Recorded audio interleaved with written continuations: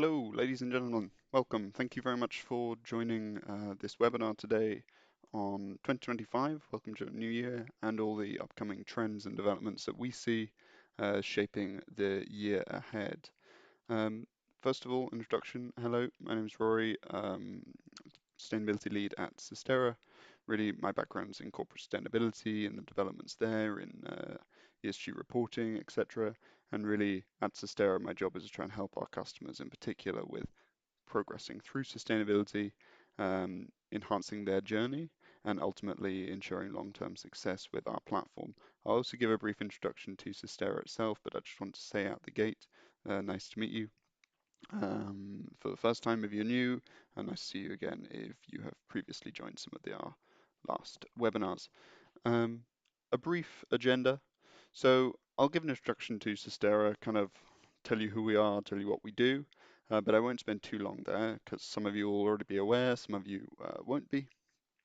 Um, and then I've picked out four trends really that we see shaping the year ahead and that our clients and that our partners also see. So the first one, regulations, big topic. It's very hot at the moment. It's driving a lot of adoption that we see in the market. Um, Next one, AI, big data. I think we're hearing it all the time, AI this, AI that. I'm just going to try and unpack, and after speaking to some of the experts in AI and big data areas, we have partners at Capgemini in particular who are experts in this area. We're just going to kind of unpack some of the things that we think are true, that we see actually kind of coming into shape in the next year, and some of the things that maybe you might not see for a bit longer. Then if we go into kind of the next thing, and this is something which I personally see and I've heard a lot about, the shifting roles and responsibilities in sustainability, particularly in corporate sustainability. That's really the focus of this topic. How companies are building up their teams, and also a little bit of a background of how these teams have emerged in the first place. The next thing is kind of talking about more of the solution landscape, and that's of course the Sustaira where we sit on the side more of, into really what's driving change in regards to those solutions, the big things that we're going to see more of in the next year, and also after that as well. So in particular in the world of you know um, software and large scale data systems, these are not changes that you can do year in, year out. These are long-term changes that we're kind of seeing. And again, so I've just picked these four. I'll tell you a little bit at the end, actually. There's a lot more trends that we've identified. I'll tell you a little bit at the end as to how you can access those and how you can hear about them. We obviously we see a few things being very important, but we're also curious to hear what you think. Um, Send me an email, drop a question in the chat, or just let us know if you have anything that you think is needs to be added to the list. Again, it's just four. We've got many more in the pipeline. Curious to hear what you think. So without further ado, I'll just briefly introduce Sustaira, and then we'll crack on. So really, Sustaira, we're on a mission to help organizations, businesses, etc., accelerate their sustainability journeys. And that's not just a matter of doing everything faster, it's also a matter of doing it better. And so we're trying to empower individuals in organizations so that I hate the term do more with less, but they can do more with more, is ultimately what we want to help happen. Um, we um, have, as a business, Sustaira, we're built off Mendix, we're built off Siemens technology. Very grateful to have a good relationship with both those companies. Mendix is a low-code solution, low-code platform of Siemens. And that low-code nature of our platform allows us to make a lot of changes very quickly to, individual customizations to the platform itself. Maybe it's a back-end calculation methodology that we can change really, really easily. So at our core, we've got a range of sustainability app templates that are all built onto our platform, onto our launchpad, and they do things such as carbon accounting, maybe individual categories of carbon accounting, supplier engagement, KPI management, workflow management, disclosures. But we see it much broader than that. We work with a large range of implementation and delivery partners, advisory partners as well, to really deliver that end value. Because you take our app templates, small levels of customization, small levels of configuration, maybe integrations with back-end systems, and that way, our end clients can really feel the benefit of the platform. Um, so it's much more than just, hey, out of the box sustainability software that you might see from other partners. And also at the same time, it's not fully custom built that you might get with other ones. So really sitting in that Goldilocks space, as I like to say, and trying to help with end to end. Maybe if you haven't begun your carbon accounting journey yet and you have no idea what to do, we can walk you through that entire process. Um, and one of the things that we really try to reflect and we try to help companies achieve, when you look at, we mentioned accelerating, kind of empowering individuals, is helping them achieve enterprise value and accelerating their positive impact on their environment around them, whether that's through kind of enhancing the marketing value side of things so that they can make green claims and have the backup behind it, whether it is through efficiency and reducing energy use here, there, and everywhere. Once you measure something, you can sometimes reduce energy usage here, there. Also on the risk reduction and regulatory compliance side, we see a lot of need there in kind of driving not just, hey, we have to report, but also we need to be aware of the supply chain risks, of the sustainability risks across our entire business and across our entire supply chain, which really kind of brings us to this last point, which is stakeholder and customer demands. We see more and more investment bodies, we see more customers actually saying that we're only going to work with companies that meet a certain standard with regards to sustainability. Maybe they don't need to be the most sustainable in the world, but they need to meet a certain standard. And we're seeing this a lot more commonly, in green bonds and green investment portfolios, that sort of thing. So these are the kind of major ways in which I see this kind of why of sustainability, why do it. And ultimately, what we try to do is help all of your sustainability goals, your KPIs, your actions feed in to your overall enterprise value and accelerate that impact because, what can't be measured can't be improved. And that's where we kind of begin from.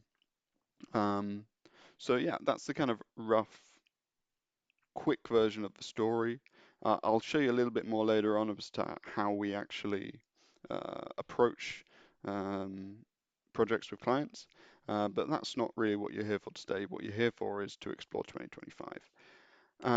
So Trend Zero kind of setting the scene a little bit for you, which is, you know, why is sustainability important in 2025? Why should we kind of take extra special notice this year? And I think there's a few things, bubbling under the surface and sometimes not bubbling, but being quite obvious to people. You know, number one, this growing urgency, and there's a lot of targets that are needing to be met. There's a lot of commitments that are not being met, but ultimately I think we all see in the news quite often nowadays, the LA fires and the wildfires that happen quite often, more extreme climate events. There is a growing urgency for action to actually be taken place. And last year, 2024, I think the 1.5 we're growing more certain that we've breached. Of course, I'm not saying one thing or the other. Everything is a model. Some models come out one way, some things come out the other way. And there's also kind of part of the issue is, especially when you look at the kind of political polarization of sustainability topics, there's a growing distrust sometimes in what scientists say, which does create more urgency, but it also um, dilutes the message which we're trying to have. So that's one side of things, which is this growing urgency, both on the climate side, on the social side, but also on the political side for we can't delay. Um, then if we move further on, regulations, huge, huge topic. I think a lot of our clients and a lot of the people we speak to, it's a big issue for them. Not just kind of the mandatory legal regulations, but also the voluntary ones. We're seeing more emerge. We're seeing more converging between them, so the interoperability of these regulations. And it says global here, but there's also a lot of local regulations, some global ones that really are flooding the market, and it's becoming, whether it's a good thing or a bad thing is not for me to say, but certainly I think the highest priority on a lot of companies and organizations' agenda, which is which regulations do we need to be compliant to, and also across supply chains as well. And then the final thing is an accelerating technology adoption in the sustainability space. A lot more companies are adopting solutions such as ours for carbon accounting, but we're also seeing more emergence of kind of other tools, big data, AI, which could go one way, it could go the other way. But certainly in terms of energy use, efficiency there, we're at this kind of turning point, which is which tool are we going to invest in, which are we going to make our bet in, which is very important. So that's kind of setting the scene for you a little bit. I think 2025 ultimately will be a very pivotal year for sustainability. We're 5 years away from the Sustainable Development Goals supposedly being achieved, and some good progress being made on many of them, but the attention has really been drawn away from them. I mean, they're over 10 years old at this point.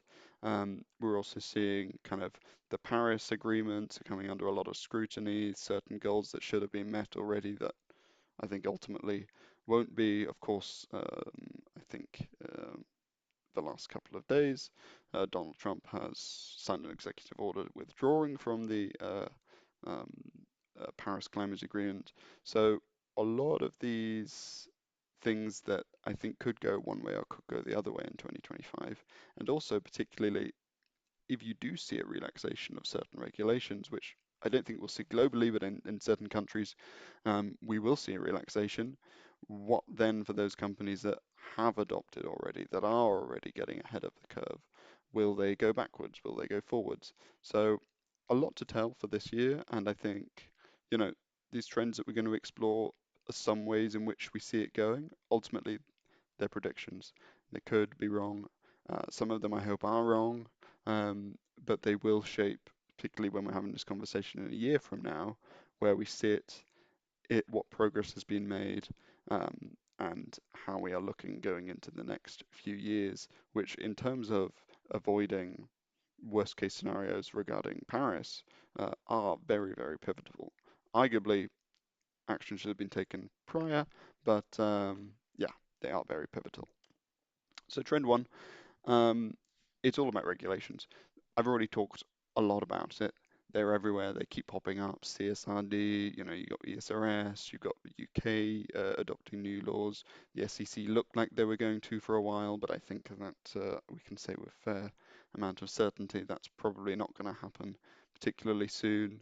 Um, but yeah, so many new regulations popping up across the board, and it really, is this a trend?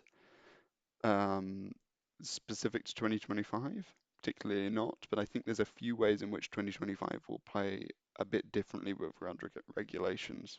So transparency and accountability, that's the aim of the game, really, with these regulations. And I think in 2025, that will become more of the unified goal across businesses, across regulation writers, is accountability in particular, and also transparency in how you measure and accountability of what you measure. So on one side, I think more reporting standards will become more similar or at least work better together. You know, we're seeing the International Sustainability Standards Board's requirements and standards being adopted more and more by national regulators. For example, Singapore, I think, was looking at that. And what that will mean is you won't need a different approach in every single different geography. That what you do at a global level, particularly if you're a global organization, will be more applicable in each local geography where you operate and where you have to report. But at the same time, those little local nuances might be a little bit harder to see. And I think, by and large, the work of the ISSB is very, very good. and progresses overall, sustainability reporting, I think sometimes a local approach, maybe one which, yeah, for those local issues, is sometimes going to need to be adopted also. Interoperability guidance also being introduced and released a lot. Um, so particular GRI to CSRD, blah, blah, blah, etc. So you're going to be able to see more about how these different standards can work together, and how companies can navigate that. I think scope three, and we saw this last year already, but I think it's going to become even more important this year when you look at the standards which are becoming more mandatory, is the way in which you approach scope three will be more standardized across the board. So the old days, the Wild West of it was you see what you can measure, not necessarily what you should measure, and then you apply the best methodology you can. But also within that, there was a lot of uncertainty on these are scope three issues. I measure them because I have to, and because I can. But ultimately, setting reduction targets is next to impossible, because I can't impact them at all. Your scope 3 emissions. In a lot of cases, they're directly tied to a cost of doing business. If you look at commuting, for example, um, you want to increase your business size, you want to increase your employee numbers, maybe that's going to be more commuting emissions. Likewise, purchase goods and services, particularly that are tied to OPEX, or kind of each you sell more, you have to buy more, for example. But we're also going to see more industry-specific guidance around Scope 3 to help those conversations go a little bit more easily, on what to measure, how to measure it. You see the work that's been done on Category 15, so financed emissions by PCAF, so the Partnership for Carbon-Related um, in Finance, for financed emissions. I've forgotten the term exactly there, but that sort of approach that they've done for finance, you're going to see in other sectors too, and some sectors which sorely and badly need it.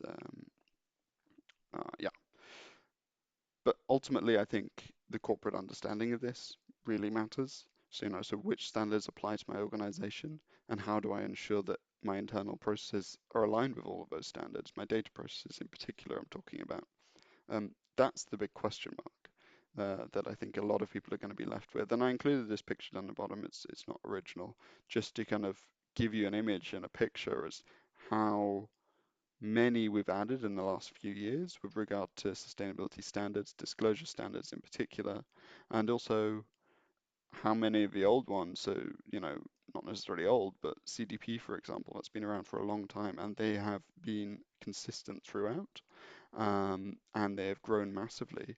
How is that kind of voluntary disclosure scheme going to play alongside the mandatory ones that we see in Europe, for example? So a few key updates, and I've already mentioned a few of them, but for example, GRI working further on their sector-specific standards, going to be really, really useful to give more useful guidance to those companies that look at the sector agnostic standards and just kind of get a bit lost. And I've been there, I think a lot of people have been there when you look at it and go, yeah, that just doesn't really apply to me.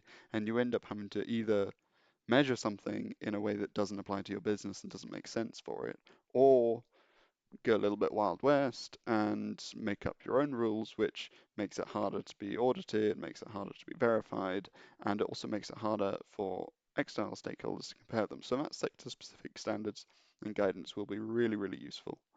Um, then the SSB making further statements and further progress with their kind of unified global baseline for standardized disclosure, and that's something that you'll see globally. And as I actually mentioned, a lot of national governments adopting those and letting them go.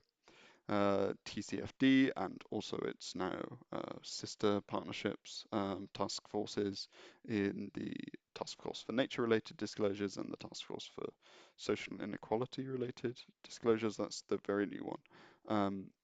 But from the TCFD, you'll see more advanced metrics for scenario analysis, that sort of stuff. And then, of course, CSRD, big one.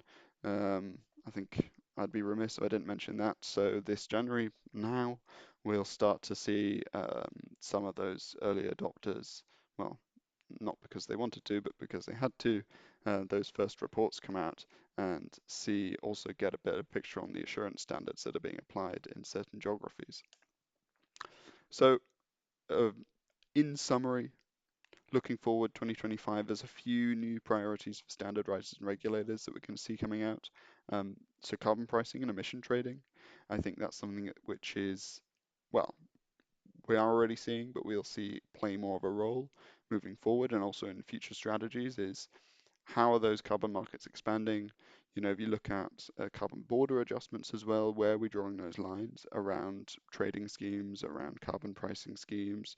Because we've got to make a system which is fair. And ultimately, when you look at pricing systems or these sorts of carbon tax systems, if you will, they can quite often make incentives which don't necessarily achieve what is desired.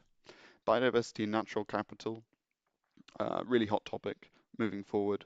Um, you know, the TNFD I've already mentioned being more widely adopted, and also that's being supported by standards such as CSRD, which, well, when material, enforce you to disclose on biodiversity related and land use related metrics. Um, then also harmonization, I've already mentioned. So I'm not going to claim I made this metric, but I just included it. It's from a fellow called um, Philip Schroeder. Find him on LinkedIn. Very good guy. Give him a follow. Um, it essentially just shows you how all the major standards, at least, already do work together or have converging interests, or where um, alignments are being written currently. So in essence, you're going to see a shift away from the voluntary to the mandatory side of things, which of course means less pressure on GRI, but all those companies that have adopted GRI standard reporting will need to have some way of, uh, yeah, making that transition. Um, but ultimately, the standards all need to work together, whether it is for voluntary disclosure, mandatory disclosure, nature related, or carbon related, or social related. They all need to work together, and you need to have a system which enables that. So that's enough of regulations. I'm sure they'll come up again because they always do. Um, but on to the next trend, and I think it's something which is, you know, we hear about way too much, arguably. Um, Everyone's kind of wondering, is this the next big hype thing in sustainability? Um, AI. Um, of course, it's a big thing in general. I think 2024 saw a lot of advances in AI capabilities, but mainly in AI adoption. I think it's becoming mainstream. I think there's no one I really know who wouldn't know how to access ChatGPT, for example. Google have got their own one. Microsoft have got their Copilot one now. So we're seeing those AI search functions, AI chatbots becoming far more relevant in everyday life. But what can it actually really do for sustainability, and what role will it play in 2025? You know, not ironically, but funnily enough, you know, the picture on the left is what I asked an AI to generate, just based on what do you think AI can do for kind of sustainability. Um, Maybe I should have asked it to be a bit more interesting. Um, but in essence, I think there's a few real ways in which AI and big data will actually play a role in 2025. Um, but we've been promised a lot. You know, I think if you go and speak to the big AI makers, they're like, oh, they can write your sustainability reports for you. They'll be able to do fantastic scenario planning and predictive analysis, and essentially make your job much, much easier, and you won't need to do anything. Kind of do some real-time monitoring, whether that's integrations with existing systems. But in essence, you know, I think what's promised or what's expected and what's actually possible or realistic for 2025 are two different things. Um, but that's something we need to be careful of, and also kind of look at it in a somewhat different way. I mean, I hear about AI and sustainability in two major ways. Number one is what I just mentioned. So automating processes, writing reports for you, doing the advanced scenario analysis that humans wouldn't be capable of, or traditionally written code wouldn't be capable of. And the other way I hear about it is just energy, water, resource use. Um, and that's, I mean, I'll be honest, I can't really cite my source here, probably just from watching a video on the internet. I heard if you ask a chatbot 20 questions, kind of go back and forth 20 times, that's the equivalent in terms of water use for cooling as a whole bottle of water, kind of a liter bottle, I guess. I should probably find my source for that. But they'll use a terrific amount of water for cooling, but also mainly energy. The energy required for cooling the data centers required for powering these AI engines is is immense. But also so those are the two major ways I hear about it in relation to sustainability. But then there's also kind of this other bad side, which is, how far is too far? If we're talking about sustainability reports, why do we need AI to enhance that? Why do we need to write it for us? I'm asking you to take accountability, not just kind of ask an AI what I should say, what should my policy be about, human rights, or what would good actions be? No, what are the actions you're actually planning to take? Um, so as we look to, and I'm not saying, hey, absolutely don't do it. I'm just saying, look, as we integrate um, well, I say AI, really we're talking about artificial intelligence, but machine learning algorithms and models um, to sustainability, to our reporting practices, to our planning practices, to our measurement practices. We need to be careful of balancing the good and the bad. You know, at what point is the energy use actually outweighing the good that it does, and at what point, you know, do we need to have more accountability and audit trail so that it's not a black box of AI and this is what it does. And this is kind of pulling into a few ways I think AI will actually come into play in 2025. I think there will be an element of automating sustainability reporting, not necessarily, hey, can you write my report for me? Or please, make up some data for me. But I think it'll be able to automate some collection of data from existing systems, so integrated systems, for example, but it can have more intelligent data validation and accuracy checks. So that if you're collecting thousands of data points across many, many different sites, particularly in relation to energy use or emissions use or blah, blah, blah, it'll be able to more accurately point out those anomalies, shall we say, where a human does need to look and say, well, actually that meter was not read correctly, or the emission factor is incorrect, or blah blah blah. And then it'll be able to generate some simple reports using the data that a human has checked in the system. So if you've got a full data sheet or you've done your report to GRI standards, then all the data's there, the audit trail's there, and you say, hey, I just need a selection according to maybe the CDP stuff or according to whatever. It might be able to do that. But people should always be careful of maintaining that audit trail, the overall efficiency. At what point do we lose more by saving 5 minutes? Um, and also measuring what matters. The aim of the game shouldn't be disclose everything as much as possible. Um, doesn't matter how you measure it, just say something about it. It should be, this is a material topic to us. This is how we measure it. This is why we measure it. Simple as that. Then I think the other side, and again, I'm really not an expert in design or engineering, but I think in certain computer models or in certain um, engineering and design programs, particularly ones that model large scale production chains and supply chains, you might be able to see um, these machine learning algorithms look for and identifying waste reduction opportunities, for example, and material recovery um, in kind of complex design processes. When you look at kind of the circular economy of everything, um, I even a long time ago, in 2019, I saw somebody designing, the legs on the bottom of uh, aeroplane chairs. Obviously, they need to be incredibly, incredibly strong. They need to be very light, but also they need to be very resource efficient, and they need to be able to be manufactured at a large scale. And I saw this very early precursor of an AI model that essentially ran many different programs and determined and made the shape, which ultimately met the strength requirements of the FAA.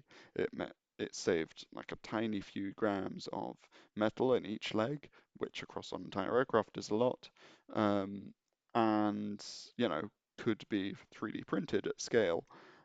It looked like a frog's foot actually, the end result. But that sort of thing. So the early version was in its infancy in kind of 5 years ago.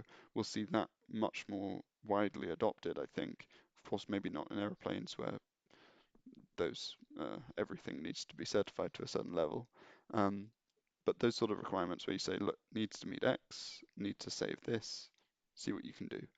Um, but it relies on having good data to begin with. It relies on having really niche use cases that can be supplemented by machine learning.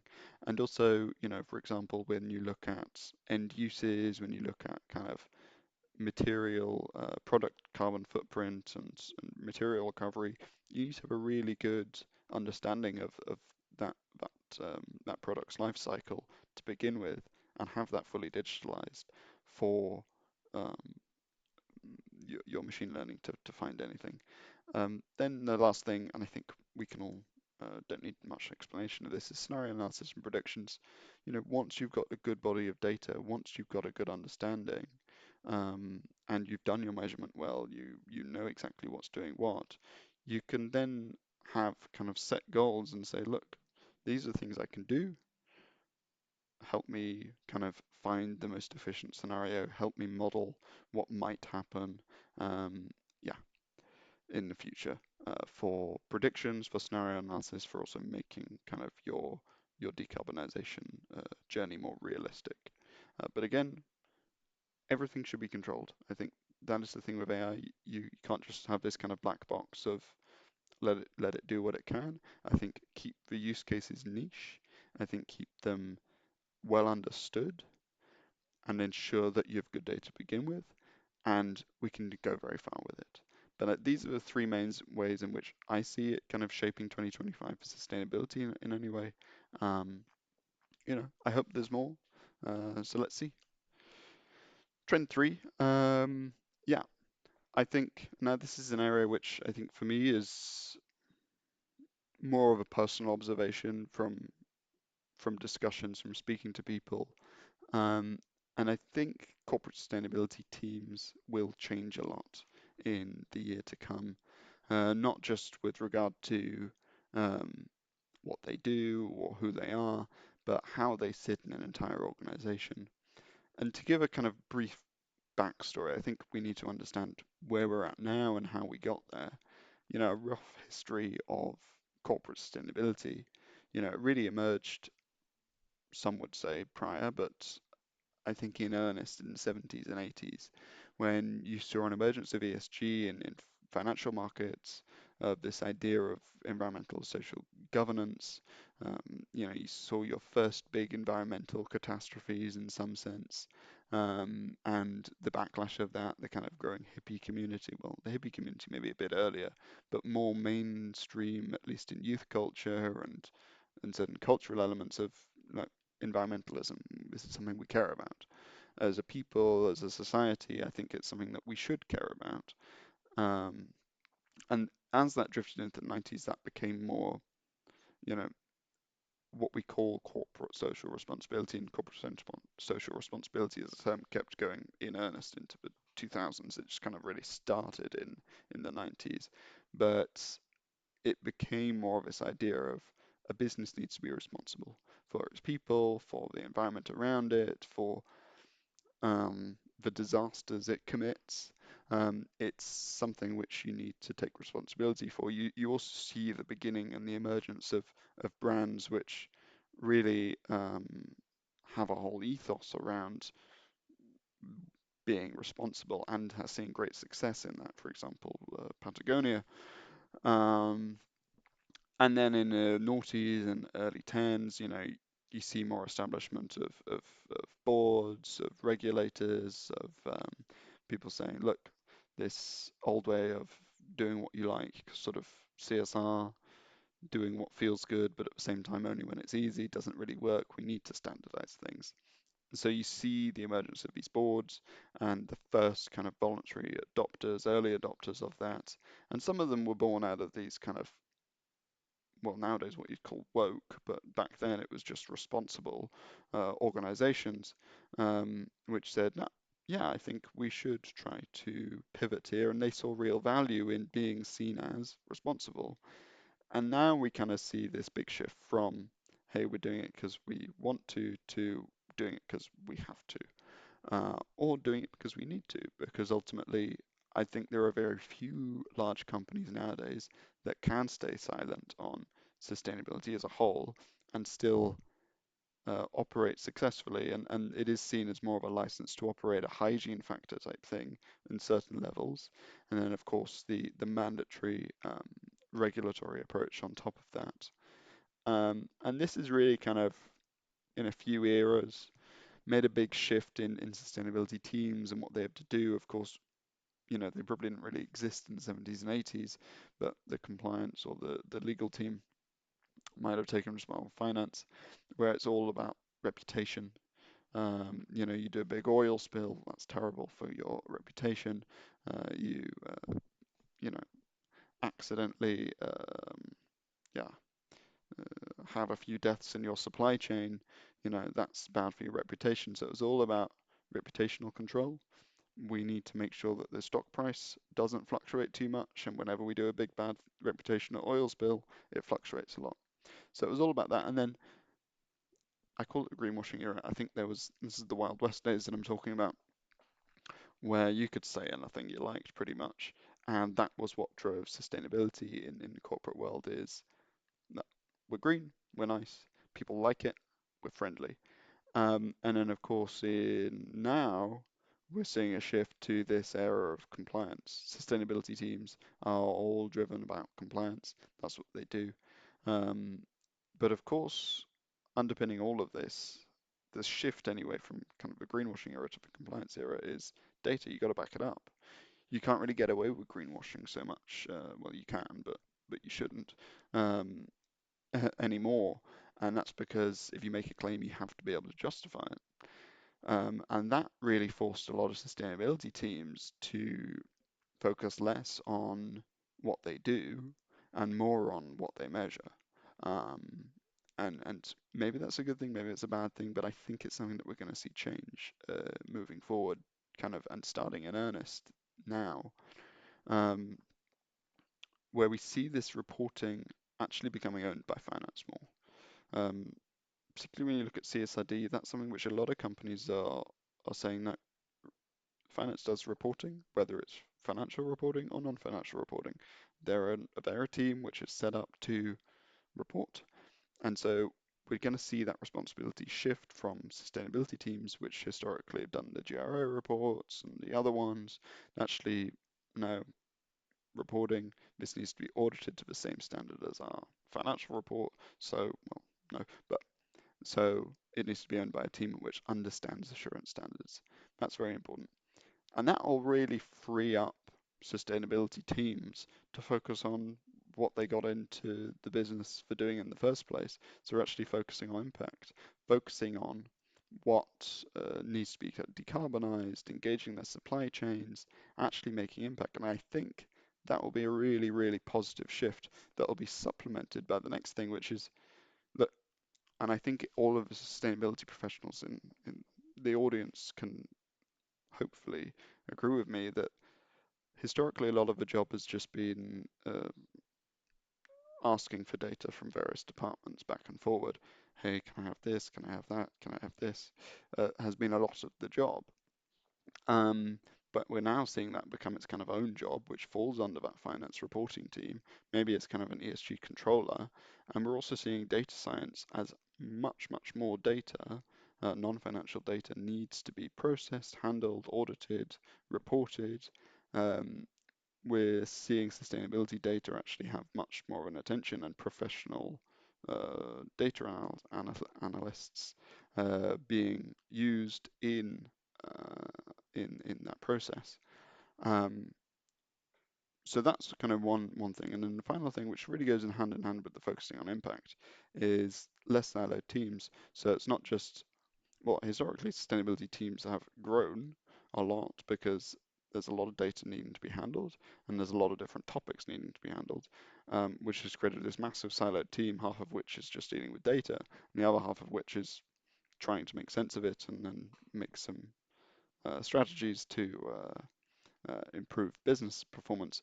Um, so you'll see that big siloed team no longer really be necessary, but you'll have these kind of functional experts, whether it's on a social topic or certain decarbonization, that really will act as an internal consultant and activist inside the business, floating in between it, so not necessarily sat by itself. Um, Meanwhile, the targets will be owned by the business, and the business knows what it needs, and these internal consultants can help, maintain standards, can help point out issues, non-compliance, and the business owners can say, hey, look, I need to pull together my decarbonization plan. What's best? What options do I have? And so I think those teams can really focus more on impact and sit much more within the organization itself than kind of siloed by themselves. And that's kind of, I think, pretty much the major thing with regard to sustainability, corporate sustainability, and the changes we'll see in 2025. But, please tell me. I think there's a lot more ways in which we can explore this option and this issue, and also a lot more advice. But I think ultimately, kind of looking into 2025, I wouldn't like to say all this and then just kind of leave it there. So some kind of big questions and important questions that companies need to be asking themselves is, you know, how do I make myself ready for 2025 as an organization? How do I make myself ready for these switches and the regulatory changes and et cetera, et cetera? And there's no one answer. There's no kind of one path of here's what you need to do. So I kind of split it into the essentials, the things that you absolutely need to know the answer to. The nice to have would be nice to have, and then the kind of bonus things that you want to start adding and want to start thinking if you are one of those more advanced and more mature organizations. And we can go into more detail about this, if you like at some point. But in essence, you need to be clear on how sustainability creates long-term value for your organization. You need to understand clearly what are the material issues, and also have a very clear knowledge on the reporting requirements you need to meet. And by reporting requirements, I don't just mean regulatory compliant ones. I also mean, maybe your customers are asking certain bits of data, maybe your stakeholders are, maybe your employees need to be updated and need to be aware of certain things. So it's much more tangible, if you will. The nice to have, so the kind of next step is how integrated is my corporate kind of sustainability strategy to my overall corporate strategy? Do they have the same time zones? Does my business, as it evolves along corporate strategy, will my sustainability material matters change, etc.? Um, think more with a kind of impact and risk and opportunity lens. Maybe they're different across the business. Are you keeping track of sustainability risks and how are you doing that? Who owns the data and targets that we just discussed? And then the kind of bonus things that I think, in 2025 will be important for businesses to adopt, maybe not essential if you haven't dealt with the other things, but important nonetheless. Decarbonization targets and clear kind of pathways to decarbonization, executive targets with remuneration goals tied to sustainability performance, and yeah, overall the measurability of what you're doing. So final trend, and this I think is something that we as Sustaira see more and more important in businesses, is adaptive and scalable solutions. So of course, what we've discussed so far is a lot of data across the board, a lot of data needed, a lot of regulatory compliance, and the solution landscape for that is changing rapidly as well. Um, and overall, I think the trend will be towards more adaptive solutions. It will be towards more modular, more customization um, solutions, but also less rigidity. You know, this is the way we do it today doesn't necessarily mean it's going to be the way you do it tomorrow. And what I mean by this is, I think if you look 10 years ago, 5 years ago, however long, what we were measuring then, some of it's the same, but by and large, the capacity has just grown massively. The way in which we measure it, the way in which we do those calculations has changed massively. Um, and it's very unpredictable when we look to the future, not just the next year, but the next 5 years. What will be the state of things then? So the clear kind of answer is change is the only thing that is reliable. The only thing which we can be sure is actually going to be happening. It won't be the same exactly. There'll be new regulations, new reporting requirements, along with that, updated measurement practices and data processing practices. The overall quantity of data will probably be larger. Um, the stakeholders where you draw those organizational boundaries will get more furry, more porous, if you will. The engagement of stakeholders and partners in the collection of your data, in the reporting of your data will become more important. And then also the audit guidelines and transparency requirements, not just from the state regulators, but also from consumers, from investors, will become higher as well, I believe, um, potentially. And these are all things that you know, I could have put this exact same slide up 5 years ago, because this is what we've seen over the last 5 years. Um, and so, it will only happen more. Uh, I believe, and is the overall belief, is that these will change, and there might be a couple more. I might be wrong. That's the thing about these sort of predictive reports. You can never be certain. Um, so a big shift. You know, I think a lot more organizations will make the jump next year away from the old ways. So Excel, you're measuring a few things. You maybe don't even need to do verification. Um, a couple of bits of data to the kind of next thing, the new way. Hundreds of data points, a kind of full audit trail required. Um, and that shift will really require um, a solution lens.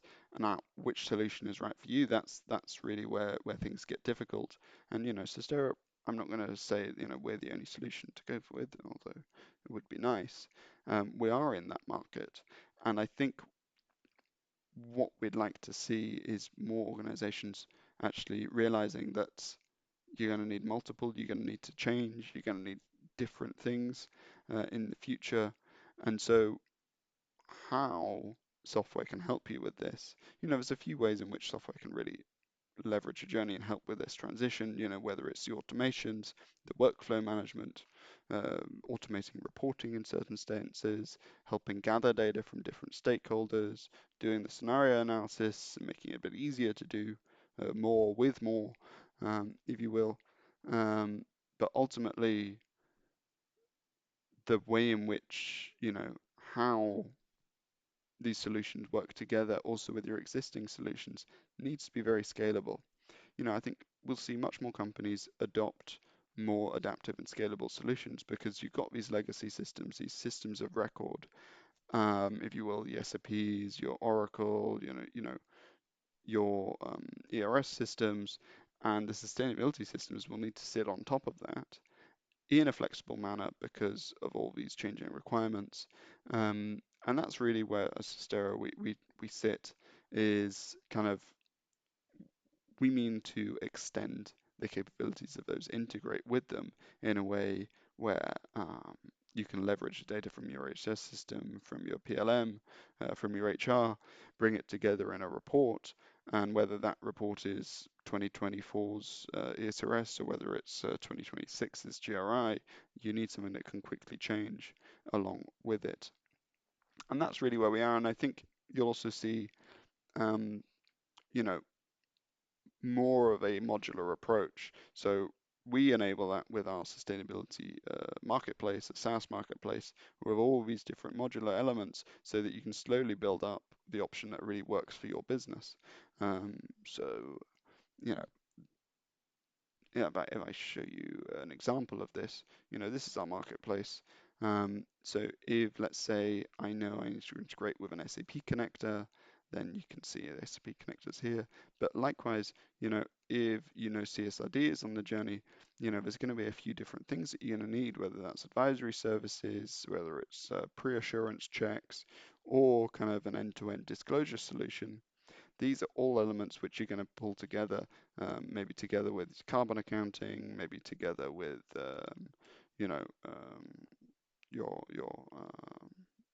employee engagement metrics. So you can actually try slowly build up your own solution and ultimately change it as you need it. Maybe in the future, if the carbon accounting of your business, the sector-specific guidance comes out and you need to upgrade that together with maybe our partner apps or with your existing solution, if you will, you can connect that together and build a data landscape which really works for you. So enough of that. One more thing. So I mentioned there is, these are just four. Of course, there are many, many other trends that we've observed and many ways in which these trends actually can be further enhanced. Next week, we will release the white paper, the report, with the rest of the trends further explored. We'll send a link out to download that as and when you will, when it comes out. Please do give it a read, but also please be in touch. Let me know if you'd like a demo of any of the solution which we have, if you'd like to further explore any of the trends. Very happy to accommodate that. Otherwise, thank you very much for coming. Any questions, please reach out. And I guess it's still okay to say Happy New Year. Thank you and goodbye.